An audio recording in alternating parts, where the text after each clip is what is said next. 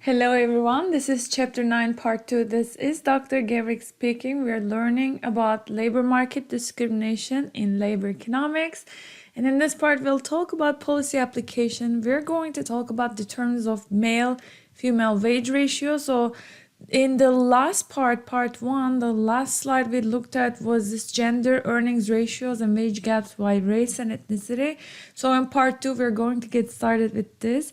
So what we have seen previously is that women, right, in every single subcategory, white group, non-Hispanic, Black, Asian, and Hispanic categories, women make less than men. So what's the percentage wise? So in the entire group of women, it's 83.7%. So they make 16.3% less than men. And for white women, for every dollar earned by white men, white women make 79.9 cents. And for Black women, this is a little bit higher. This is due to the disadvantage of the Black man. And in Asian group, Asian women make about 78.1% of Asian men. And then Hispanic group, it's 86.2%. And let's take a look at the historical female to male earning ratios since 1960s. So this is gender ratios by weekly and annual earnings. So for those who are like, oh, how about salaried workers? So annual earnings is the orange one. These are the salaried workers, and these are the weekly earnings, adjusted for those weeks individuals don't work. Okay, so let's take a look at this. As you can see, in 1960s, these are the annual earnings. Women made about 62% of what men made, right? So this has been, of course, this is positive, right? This has been going up. So there's an upward trend, and today it's above 80%, but it's still not 100%. We want it to be 100%.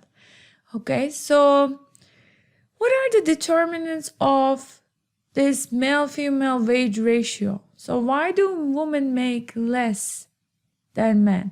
Okay, so it is one big reason is occupational sorting. Occupational sorting means women sort into different types of occupations.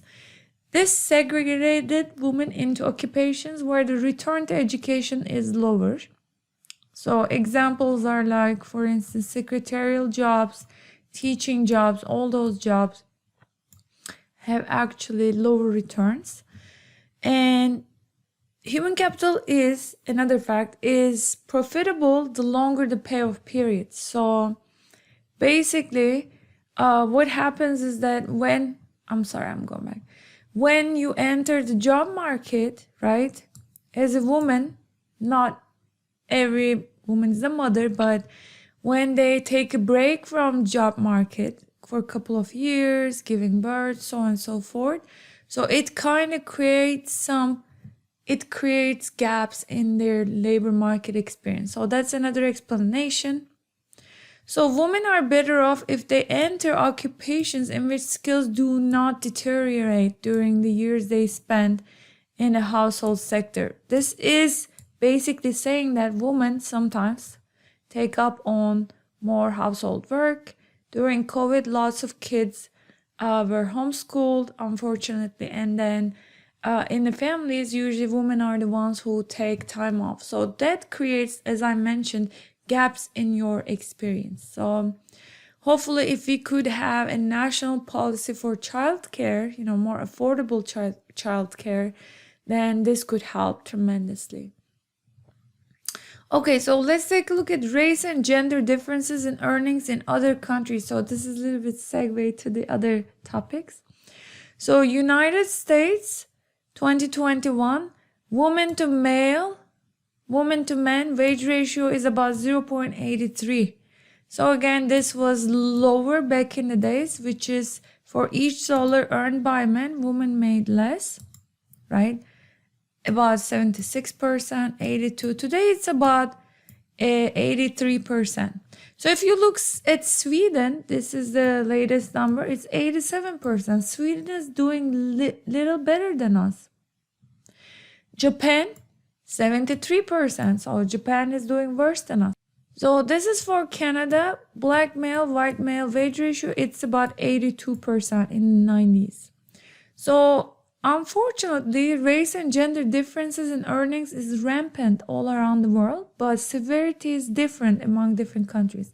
If you look at OECD average, male, female, wage ratio, it's about 84%. So US is close to OECD average, which is not actually, we want it to be one, right? We want men and women to have on average equal earnings. So other examples of earnings differences in other countries, for instance, a research showed in Israel that Jewish people, so these are all Jewish people with Middle Eastern versus Sephardic and Middle Eastern background versus Jewish people with Ashkenazi ancestry, they earn less. So if you look at the Jewish people with Middle Eastern Sephardic background, these have darker complexion. Okay, so they earn less than Jewish people, Jewish individuals with Ashkenaz. This is Eastern European, lighter complexion group. Okay. So if there were no discrimination whatsoever, after controlling for education, occupation, sort, everything, two equally skilled men and women, black and white groups or Hispanic, non-Hispanic workers or Jewish individuals with Middle Eastern or Ashkenazi ancestry would get paid the same, right? So how can we find two identical people, right? What we do is we run regression. So this is something you learn in econometrics. You also learn in your statistics courses. What we do is we control for age, education, experience, number of kids, anything that's relevant to the earnings. Even after we control for all these observable differences, we still find discrimination, earnings differences. So is this wage discrimination, right? Why are these people earning less? Or is it occupational segregation? This is what we mentioned, right? If men are more likely to go to STEM jobs, engineering,